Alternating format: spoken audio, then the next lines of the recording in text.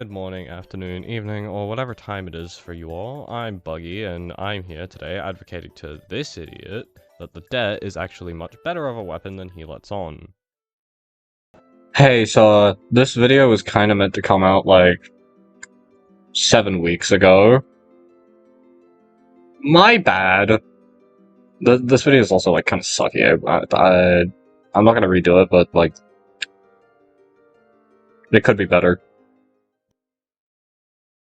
So let's start with both the weapons covered in his video, and the only two like them in Arsonist's kit, the flare gun and the detonator. The flare gun is a ranged weapon that on hit deals 30 damage and 10 seconds of afterburn, totally a bit.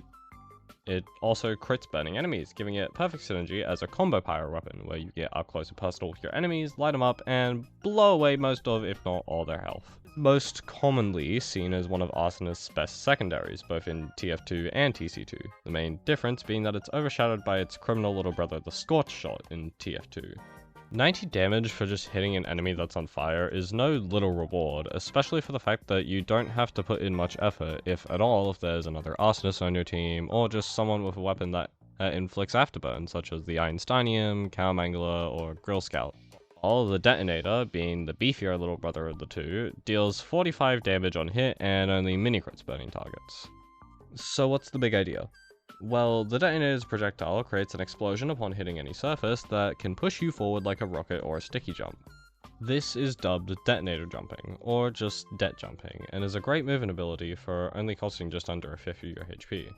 Oh yeah, it also has the abilities to be detonated anywhere by right-clicking after a moment, and it can hit sentries. Not especially great upsides, with the former being rarely useful and the latter being practically useless. But either way, the main upside of the Det compared to the flare gun is... Whilst Arsonist isn't a particularly slow class, unlike Brute, both serve different purposes through their primary's effects, and, take a guess, their mobility. Arsonist has a high enough movement speed to mostly be in the front lines, protecting their teammates through their air blast and burning their enemies into a fine crispy bacon. Meanwhile, Brute's much slower movement speed but overall higher damage is what certifies him as less of a constant front lines contender and more of a wall that enemies have to break through. A defending heavy requires more focus to break down than a front lines heavy, because most likely the defending heavy has cover right beside him and probably a dispenser if the mechanic was set up near where he decided to stay put. Meanwhile, an offensive heavy will get broken right down because of his lack of said constant cover, considering he's most likely one of the forces holding the front lines together, so the enemy is going to focus him down more and move up when he isn't there to defend. And yes, while Arsonist does do well in a defensive position as well as an offensive position, that's just because of the light overlap in their roles. He has Air Blast, sure, but that mostly only helps against explosive classes. Everything else really has to get close for you to be good at fighting them, and you don't have as much damage nor health as the Brute to be able to back yourself up. In simple, both are good in both roles, but Brute defends, Arsonist offends. Now, where were we? Right, mobility. In games like TC2 and TF2, mobility is one of the key pillars in being good at the game, alongside damage and sustainability. Each class Does this in their own way, like how our dear Arsonist here has its Escapist and the Det for mobility, the flare gun, shotgun, and flamethrowers for damage, and air blast for sustain.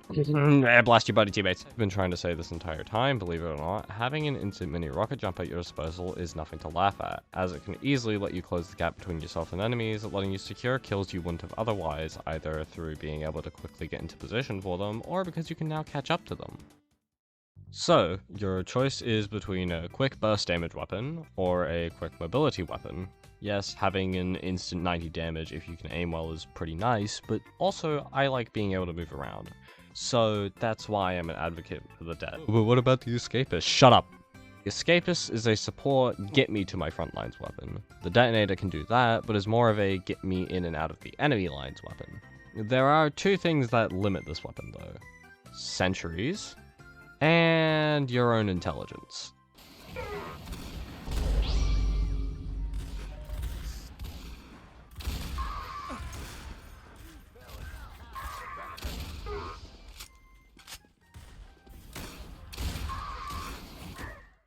I'm not saying you have to be very smart to use this weapon. I'm not sure that even saying that would make sense given Arsonist's reputation. But your primary options boil down how you want to play, really. Going for cheeky stuff, like a different combo Arsonist, you take stock, or let's be honest, you take the degreaser, with the extinguisher or mending mallet.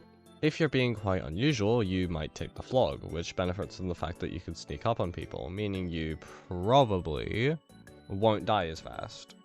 Or you'll pick the Dragon's Fury. No, sorry, the Huanglong's Wrath, which is known for its more precise and rewarding playstyle, making it both slightly harder and more rewarding. I actually believe that this is the optimal way to be using the Dragon's Fury, because I'm not going to be using its new name consistently, if only because of the fact that you can hit enemies with the flare for 45 and afterburn, giving you a nice window to kill light classes in one shot, or two if they're overhealed. Don't get me wrong, the flare gun can do this too, but the difference between the flare gun and the detonator is how easily and how often you're going to be hitting your shots, along with, obviously, the damage of said shots. Or, if you don't like the enemy team having fun, you'll pick the Interceptor. I despise the Interceptor. I think its downsides do nothing compared to its upsides, making encounters with an Arsonist feel worse for you. But, I digress. The video to hate on the design of the Interceptor can be saved for another day. So what do I think about the Detonator? Yeah, it's pretty good.